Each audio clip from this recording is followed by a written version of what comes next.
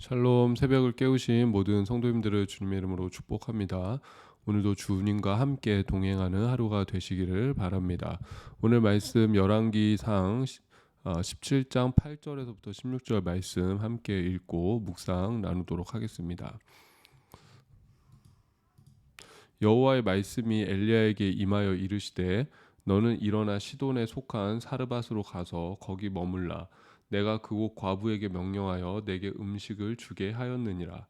그가 일어나 사르밧으로 가서 성문에 이를 때에 한 과부가 그곳에서 나뭇가지를 줍는지라. 이에 불러 이르되 청하건대 그릇에 물을 조금 가져다가 내가 마시게 하라. 그가 가지러 갈 때 엘리야가 그를 불러 이르되 청하건대 내 손에 떡 한 조각을 내게로 가져오라. 그가 이르되 당신의 하나님 여호와께서 살아계심을 두고 맹세하노니 나는 떡이 없고 다만 통에 가루 한 움큼과 병에 기름 조금뿐이라. 내가 나뭇가지 둘을 주어다가 나와 내 아들을 위하여 음식을 만들어 먹고 그 후에는 죽으리라. 엘리야가 그에게 이르되 두려워하지 말고 가서 내 말대로 하려니와 먼저 그것으로 나를 위하여 작은 떡 한 개를 만들어 내게로 가져오고 그 후에 너와 내 아들을 위하여 만들라. 이스라엘의 하나님 여호와의 말씀이 나 여호와가 비를 지면에 내리는 날까지 그 통에 가루가 떨어지지 아니하고 그 병에 기름이 없어지지 아니하리라 하셨느니라. 그가 가서 엘리야의 말대로 하였더니 그와 엘리야와 그의 식구가 여러 날 먹었으나 여호와께서 엘리야를 통하여 하신 말씀같이 통에 가루가 떨어지지 아니하고 병에 기름이 없어지지 아니하니라. 아멘. 열왕기상 17장부터는 이제 왕들을 중심으로 그 북왕국 이스라엘과 또 남왕국 유다의 이야기가 펼쳐졌었는데, 이제는 엘리야라는 그 선지자를 중심으로 해서 하나님의 역사를 또 보여주시는 걸 볼 수가 있습니다. 특별히 엘리야 선지자는 북왕국 이스라엘이 가장 악했던 시대 중 하나죠. 오므리 왕과 아합 시대. 특별히 이제 오므리의 아들인 아합 시대 때 그 북왕국의 죄는 아주 그 절정을 맞이하게 되는데, 우상 숭배가 아주 만연해지죠. 이제 여호와에 대한 그 믿음, 여호와의 어떤 신앙이 완전히 이 자취를 감추게 되고, 바알과 아세라가 거의 북이스라엘의 이제 국교처럼 그렇게 모셔지던 그런 시대가 이제 시작이 됩니다. 근데 그런 가장 어두운 그 시대에 이 엘리야라는 위대한 선지자가 참 나타났다라는 것은 어떻게 보면 이 난세의 영웅이 등장한다, 그런 의미일 수도 있고, 또 하나님께서는 아무리 시대가 어둡다고 하실지라도 하나님의 역사를 누군가를 통해서는 분명히 이루어 가신다. 그러니까 엘리야가 나중에 또 이렇게 시험 들 때 있지 않습니까? 자기의 그 마음이 허탄해지고 허무해지고, 하나님 뭐 내가 이렇게 해봤는데 안 됩니다. 이렇게 해도 안 되고 저렇게 해도 안 됩니다. 나를 데려가십시오. 그렇게 우울증 같은 증상에 빠질 때가 있는데, 그때 또 하나님이 엘리야에게 주신 말씀이 뭐냐면은 내가 바알에게 무릎 꿇지 아니한 7천 명을 남겨두었다라고 그렇게 말씀하시는 것을 볼 수가 있어요. 그러니까 우리가 시대가 아무리 악해 보이고 세상의 권세가 모든 것들을 주관하고 있어 보여도 하나님께서는 보이지 않고 은밀한 곳에서 누군가를 통해서 하나님의 역사를 이루어 가신다. 그러니까 여러분, 우리가 신앙생활하면서 중요한 게 뭐냐면은 우리가 이 시대를 보면서 그런 생각 들지 않습니까? 이 하나님이 어떤 손길이 이 역사 속에서 어떤 주권 속에서 흐르고 있는가? 하나님이 도대체 이 세상을 주관하시는 게 맞는가? 이 권력자들이 또 뭐 능력이 있는 사람들이, 권세자들이, 또 재물이 있는 자들이 이 세상을 마치 다스리고 통치하고 주관하는 것 같지 않습니까? 그러니까 우리가 눈에 보일 때는 그렇게 보일지라도 여전히 하나님께서는 하나님의 사람을 통해서 하나님의 역사를 또 그 뜻을 이루어 가신다. 여러분, 그런 믿음을 우리가 놓쳐서는 안 됩니다. 또 한 걸음 더 나아가서 우리는 어떤 삶을 살 것인가? 그 하나님의 역사에 동참하는 자가 되어야 되겠죠. 나중에 하나님께서 내가 7천 명을 남겨놨다 말씀하시는 것처럼 그 7천 명 안에 우리가 들어가기를, 또 우리도 하나님의 역사를 이루어가고 또 하나님의 뜻 가운데 쓰임 받는 그 한 사람 한 사람이 될 수 있기를 주님의 이름으로 축복합니다.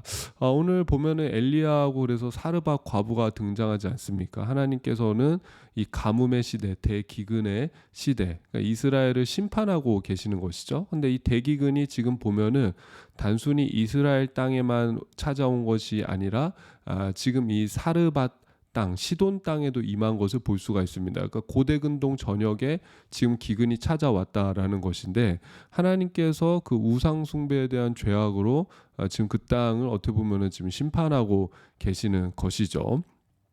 근데 그런 시대 때 지금 이 엘리야와 사르밧 과부에게는 하나님의 역사가 이루어지고 있다라는 것입니다. 하나님의 일하심이 그들의 삶 속에서는 나타나고 있다라는 것입니다. 근데 거기에도 보면은 여러분 우리가 항상 이 믿음의 원리가 있습니다. 신앙의 원리가 있습니다. 그거를 우리가 두 가지 정도 좀 캐치하기를 원하는데 첫 번째는 뭐냐면은 이 가장 큰 전제는 그거예요. 믿음과 결국은 순종이에요. 믿음과 순종. 그러니까 하나님께서 엘리야에게 말씀하시지 않습니까? 너 지금 일어나서 시돈에 속한 사르밧으로 가서 거기 머물어라. 이 사르밧이 어디죠? 바로 이 시돈 땅이 그 이세벨 여왕 바알과 아세라를 섬기게 했던 그 이세벨 여왕의 고향이 바로 이 시돈이고 사르밧이지 않겠습니까? 근데 거길로 지금 뭐라고 말씀하시는 거예요? 거길로 네가 지금 가라. 그러니까 사실 북이스라엘에서는 지금 엘리야를 찾기에 아주 이 급급하거든요. 뭐 거의 뭐 인터폴 적색 수배를 때려가지고 도대체 이 가뭄을 예언하고 저주했던 그 엘리야 어디 있느냐 지금 계속 찾고 있는 거예요. 근데 하나님께서는 정말 놀라운 방법으로 인간들은 생각도 못하는 방법으로 그 엘리야를 지금 숨겨두고 계시는 것이죠. 엘리야가 그 이세벨 여왕의 고향에서 숨어 있을 거라고 누가 생각하겠습니까? 등잔 밑이 어둡다고 지금 하나님께서 엘리야를 그곳으로 보내시는 것입니다. 근데 하나님의 계획도 보면은 이게 사실은 황당한 계획인 것이죠. 시돈 땅 사르밧으로 가라. 그리고 내가 거기서 너를 먹일 것인데 누구를 통해서 먹이자면 과부를 통해서 먹일 것이다. 여러분 당시의 과부는 경제적 능력이 없는 사람입니다. 그러니까 항상 우리가 그 약자들을 이야기할 때 고아와 과부와 나그네를 이야기하잖아요. 고아는 뭐예요? 아버지가 없기 때문에 기반이 없는 거죠. 내가 뭔가를 할 수 있는 기반이 없는 사람이 바로 고아인 것이고, 그러니까 뭐 내가 든든하게 의지할 어떤 비빌 언덕이 없는 사람이죠. 뭔가 나를 서포트해 줄 사람이 없는 그런 사람이 고아인 것이죠. 그다음 과부도 마찬가지죠. 남편이 없기 때문에 이 내가 또 기반이 없는 거예요. 나그네도 마찬가지지 않습니까? 내가 살던 땅, 내가 살던 고향, 내 집을 떠나왔기 때문에 어떤 그 터전의 기반이 없는 사람. 그러니까 그 사람들을 우리가 다 싸잡아서 이 약자들이라고 이렇게 불렸고 이 가난한 자들이라고 이렇게 불렸던 것이거든요. 도움이 필요한 사람들. 그런데 그런 과부를 통해서 하나님께서 지금 엘리야를 먹이시겠다. 내가 너를 부자를 통해서 먹이는 것도 아니고 힘센 누군가를 통해서 먹이는 것도 아니고 뭐 지주를 통해서 영주들을 통해서 먹이는 것도 아니고 이 과부를 통해서 먹이겠다라는 것은 엘리야의 기대와 상식을 완전히 벗어나는 것이죠. 그러니까 여러분 엘리야조차도 사실은 믿음으로 나아가야 되는 거예요. 하나님께서 저 이세벨의 고향에서 내가 너를 먹이겠다. 이세벨의 고향에서 내가 뭐 누구를 통해서 먹이는 게 아니라 과부 스스로 뭔가를 해낼 수 있는 능력이 전혀 없는 그 과부를 통해서 먹이겠다. 이 황당한 이야기인 거예요. 근데 중요한 건 무엇입니까? 내가 믿음으로 그 말씀에 순종하느냐 아니냐. 엘리야는 당연히 뭐 하나님의 말씀이니까 그 부르심에 순종하게 되는 것이죠. 그 부르심에 순종할 때 또 정말로 하나님께서 그 엘리야의 삶을 또 책임지시고 인도하시는 것을 우리가 볼 수가 있습니다. 그래서 여러분 중요한 건 뭐냐면은 어떤 하나님의 이거 말씀이다, 하나님의 뜻이다라고 생각한다면은 하나님 분명히 주시는 감동이 있다라고 한다면은 그것이 어떤 내 상식과 내 기대와 내 방법과 계획과 다르다고 할지라도 그 하나님의 말씀과 뜻대로 순종하며 나아갈 때 믿음 가지고 또 뜻대로 행하며 나아갈 때 거기서 일하시는 그 하나님의 역사를 경험할 수 있게 된다라는 것입니다. 사르밧으로 가서 과부를 만납니다. 근데 이 엘리야도 참 대단한 것이 뭐냐면은 그 과부에게 당당히 떡 한 조각을 요구하는 것을 볼 수가 있죠. 11절 말씀 제가 읽어드리면 그가 가지러 갈 때 엘리야가 그를 불러 이르되 청하건대 내 손에 떡 한 조각을 내게로 가져오라. 근데 이 과부가 더 황당한 이야기를 합니다. 12절 보면은 그가 이르되 하나님 당신의 하나님 여호와께서 살아계심을 두고 내가 맹세하노니 나는 떡이 없고 다만 통에 가루 한 움큼과 병에 기름 조금뿐이라. 내가 나뭇가지 둘을 주어다가 나와 내 아들을 위하여 음식을 만들어 먹고 그 후에는 죽으리라. 더 황당한 이야기를 하지 않습니까? 당신 나에게 떡 달라고 하는데 그래, 떡이 있긴 있다. 떡 만들 이 밀가루가 있긴 있는데 이거 지금 진짜 마지막이다. 마지막 한 움큼이다. 나는 지금 이거 먹고 죽을 생각이다. 그러니까 여러분 이게 지금 어떤 의미냐면은 이거 먹고 그 다음에는 나도 대책이 없다. 뭐 어떻게 될지 모르겠다. 내 인생이 어떻게 될지 모르겠다. 나하고 아들하고 둘이 있는데 어떻게 될지 모르겠다. 뭐 그런 의미일 수 있고 더 깊이 나아가면은 이거 먹고 그냥 인생 끝내겠다. 그런 의미가 담길 수도 있습니다. 어쨌든 중요한 건 무엇이죠? 그 한 움큼의 밀가루를 가지고 떡을 만들어 먹은 다음에는 내 인생은 더 이상 대책 없는 인생이다라는 거예요. 아무런 대책이 없고 이리 봐고 저리 봐도 전혀 뭐 빠져나갈 구멍이 없는 사방에 이제 우겨쌈을 당하는 그런 인생이 바로 지금 나의 상황이다라는 것입니다. 여러분 혹시 그런 분 계십니까? 나 이제 더 이상 대책이 없다.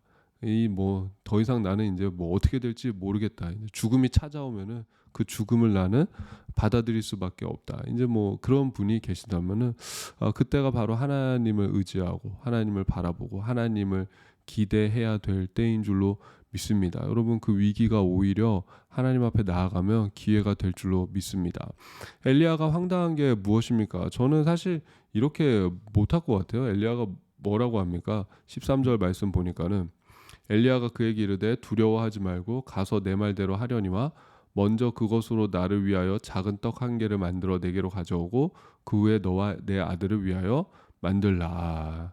엘리야의 말이 뭐냐면은 그 떡 너하고 네 아들 먹지 말고 나한테 먼저 가지고 오라라는 것이죠. 마지막 남은 그 떡, 마지막 남은 가루로 만드는 그 떡을 나한테 가지고 와라. 여러분 참 이건 뭐 제가 이렇게 하면은 이건 뭐 뺨 한 대 맞지 않겠습니까? 당연히 지금 남은 거 이거밖에 없습니다. 우리 집에. 그러면은 내가 배고프니 그거 먼저 나 주십시오. 그러면은 뺨 맞는 것이죠. 근데 이 엘리야가 다음 이야기가 참 중요하죠. 14절 보면 이스라엘의 하나님 여호와의 말씀이 나 여호와가 비를 지면에 내리는 날까지 그 통에 가루가 떨어지지 아니하고 그 병의 기름이 없어지지 아니하리라 하셨느니라. 여러분 엘리야가 왜 당당하죠? 그 안에 하나님의 말씀이 있기 때문이죠. 그냥 막 말하는 게 아니죠. 하나님께서 엘리야를 통해서 나 먼저 먹여라. 하나님께서 분명히 그 통에 가루와 그 기름을 떨어지지 않도록 하실 것이다. 이건 하나님의 말씀이다. 그래서 참 제가 목회하면서 느끼는 거는 목회자는 결국 이 안에 있는 그 자부심이 뭐냐면 하나님의 말씀이에요. 하나님의 말씀이 내 안에서 뜨겁게 역사하고 작용할 때 그것이 내 자신감이 되는 것이지. 근데 그렇지 않을 때도 여러분 물론 있습니다. 뭐 이게 내가 노력하고 안 하고를 떠나서 그냥 그럴 때가 있어요. 어떨 때는 이렇게 뭐 이렇게 그 말씀이 내 안에서 막 풍성하게 역사하지 않을 때가 있고 또 어쩔 때는 내 안에서 풍성하게 역사할 때가 있고. 근데 참 신기한 거는 위기일 때 오히려 내 안에 말씀이 항상 풍성하게 역사하는 것 같아요. 저는 모르겠어요. 저는 제 인생은 그랬던 것 같아요. 뭔가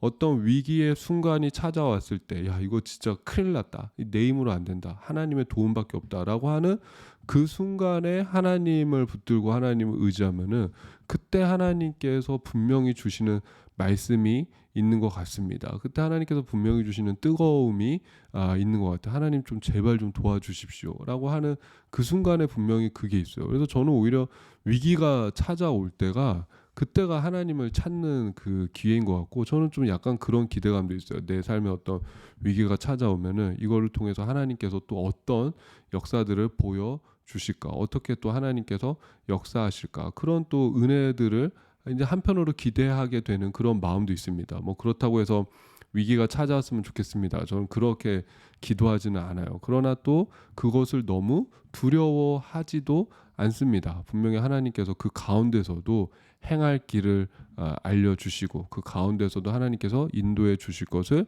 믿기 때문이죠. 그러니까 엘리야에게 있는 그 자신감이 뭡니까? 하나님이 말씀해 주신 것이죠. 하나님이 담보인 것이죠. 하나님이 신용인 것이죠. 야, 하나님이 이렇게 이렇게 해주신다고 하셨다. 그러니까는 내 말 믿고 한번 먼저 갖고 와 봐라. 근데 여기서 대단한 것은 이 과부도 사실은 대단합니다. 어떻게 합니까? 15절 보면 그가 가서 엘리야의 말대로 하였더니 중요한 게 뭐예요? 엘리야가 말하니까는 엘리야의 말대로 했다. 여러분 우리가 사무엘상 보면은 엘리 선지자 나오지 않습니까? 타락한 엘리 선지자. 근데 한나가 엘리 선지자가 축복한 그 축복의 이야기를 듣고 집으로 돌아갔을 때 그 안에서 믿음이 있었어요. 한나가 그 엘리 선지자의 이야기를 붙잡았어요. 엘리 선지자가 그냥 무심코 던지는 하나님이 네 기도 들어주시기 원한다. 그 이야기 붙잡고 나아갈 때 하나님께서 그 한나의 기도를 들으시고 응답하시고 그의 얼굴에 다시는 그 수심이 없는 것을 발견하지 않겠습니까? 그러니까는 여러분 사실은 우리가 그 믿음이다라는 것이 누가 선포했느냐가 중요한 게 아니라 엘리가 선포했든 엘리야가 선포했든 받아들이는 그 사람이 내가 그 하나님의 말씀으로 믿고 그것을 취할 때 거기에서 역사가 있을 수 있다라는 것이죠. 그러니까 엘리야가 얘기했을 때, 그러니까 엘리야는 뭐 당연히 뭐 하나님의 뜻대로 말씀했으니까 이거 뭐 100% 아닙니까? 이거 뭐 100% 순종하면은 100% 역사가 일어나는 거 아니겠습니까? 근데 과부도 그 얘기를 듣는 거예요. 그러니까 이것도 참 대단한 거예요. 여러분 엘리야가 말해도 안 듣는 사람은 안 듣습니다. 누가 말해도 안 듣는 사람은 안 듣고 엘리가 말해도 들을 사람은 듣고 안 듣는 사람은 뭐 당연히 안 듣는 것이고 엘리야가 말해도 들을 사람은 듣고 안 듣는 사람은 안 듣는 것이죠. 예수님이 말씀하셔도 들을 사람은 듣고 안 듣는 사람은 안 듣는 것이죠. 근데 중요한 건 뭐냐면 듣고 때 깨닫고 순종하는 사람, 듣고 믿고 순종하는 그 사람에게 하나님의 역사가 분명히 있다라는 것입니다. 그러니까 엘리야의 말대로 그렇게 할 때 가루도 안 떨어지고 병의 기름도 계속 채워지는 것이죠. 그러니까 안 떨어지는 게 아니라 계속 채워지는 거죠. 하나님의 계속적인 그 채우심을 경험하게 됩니다. 그래서 여러분 저도 이렇게 말씀을 선포하고 하는데 여러분 한번 말씀 믿고 내 마음에 어떤 감동이 주어지고 저게 분명히 어떤 이 성경을 기반으로 한 말씀이다. 하나님의 뜻대로 한 말씀이다 하면은 말씀 믿고 순종하실 때 또 하나님께서 분명히 역사하시고 하나님께서 또 일하시는 것들을 여러분 삶 속에서 분명히 경험하실 수 있게 될 것입니다. 근데 엘리야가 그러니까 이렇게 하니까는 여러분 이 사르밧 과부가 어쨌든 엘리야와 함께 그 아들과 함께 다 이제 살 길이 열리는 것 아니겠습니까? 하나님께서 그들에게 그들의 삶을 책임져 주시는 것 아니겠습니까? 기적이 일어난 것이죠. 이거 먹고 죽어야겠다. 이거 먹고 끝났다. 내 인생 대책 없다. 죽던지 아니면 굶어 죽던지 그냥 내 스스로 생을 마감하던지 이거 뭐 그래야지. 그러고 있는데 하나님의 말씀대로 행했을 때 하나님을 만났을 때 그때 분명한 어떤 또 살 길이 열리게 되는 것을 볼 수가 있습니다. 여러분 우리는 신앙생활 하면서 기적을 원합니다. 하나님께서 일하시고 역사하시기를 원합니다. 근데 원리는 보면은 믿음의 순종이 먼저인 경우가 대다수입니다. 먼저인 경우가 굉장히 많아요. 뭐 그렇다고 다 그런 건 아니지만 하나님께서 기적 보여주시고 순종을 원하시는 경우도 있지만은 보통은 믿음으로 먼저 순종할 때 그때 하나님의 역사가 일어나게 되는 것이 보면 이제 대부분 그렇지 않겠습니까? 그러니까 여러분 이 위기의 때에 사르밧 과부 엘리야라는 선지자를 만나서 하나님의 보호하신 가운데 살 수 있었듯이 우리의 삶의 위기가 찾아올 때 하나님께서 우리에게 피할 길 주시기를 주님의 이름으로 축복합니다. 내 삶의 위기가 찾아올 때 하나님께서 우리에게 말씀 주시기를 주님의 이름으로 축복합니다. 하나님께서 역사하셔서 그 뜻을 보여주시기를 주님의 이름으로 축복합니다. 사르밧 과부가 엘리야라는 선지자를 만났듯이 내 삶에서 하나님께서 보내주신 그 사람을 만날 수 있기를 주님의 이름으로 축복합니다. 근데 여러분 더 중요한 건 뭐냐면은 그때 주어지는 그 말씀에 대한 순종, 그 말씀에 대한 믿음, 하나님을 믿고 의지하고 하나님의 뜻대로 행하고 순종하는 거. 그렇게 한번 해보십시오. 대책 없다라고 한다면은 정말 하나님의 말씀에 그냥 모르겠습니다. 나는 뭐 대책 없고 그냥 하나님 말씀에만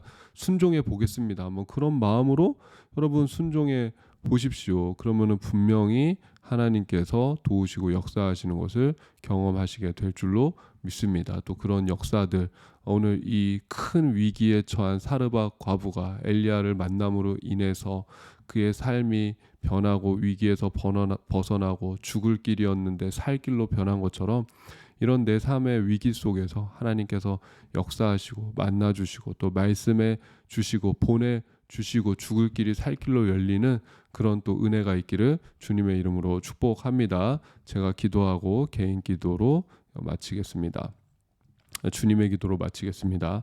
하나님 아버지, 은혜와 사랑에 감사를 드립니다. 이스라엘 전역 또 이 시돈 땅 고대 근동에 기근이 찾아왔습니다. 비가 내리지 않습니다. 많은 사람들이 고통받고 괴로워하고 있지만 이 사르밧 과부와 또 엘리야에게는 하나님의 보호하심과 또 인도하심이 또 그의 채워주심이 있는 것을 보게 됩니다. 엘리야에게 말씀하신 하나님 아버지, 우리에게도 말씀하여 주시옵고 사르밧 과부에게 엘리야를 보내셔서 죽을 길을 살 길로 바꾸신 주님, 오늘 우리의 삶 속에도 말씀으로 임하여 주시옵고 주님 보내시는 또 사람들을 만날 수 있도록 도와주시옵고 하나님의 도우시는 그 손길을 경험하게 하여 주시옵소서. 말씀과 순종으로 기적을 이뤄낸 이 엘리야와 과부처럼 하나님의 말씀에 믿음으로 반응하고 순종으로 행할 수 있도록